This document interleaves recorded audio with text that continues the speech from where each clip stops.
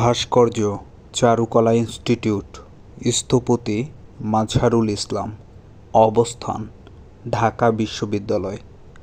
ভাস্কর্যের নাম হলো ক্যাকটাস, স্থপতি হামিদুজ্জামান খান, অবস্থান ঢাকা বিশ্ববিদ্যালয়।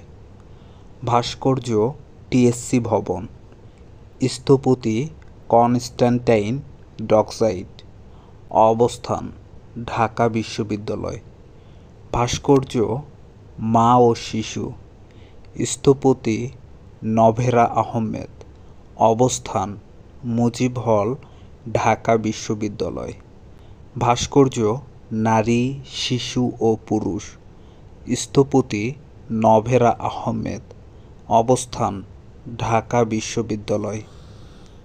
ভাস্কর্য স্বামী বিবেকানন্দ, স্থপতি শামীম শিকদার,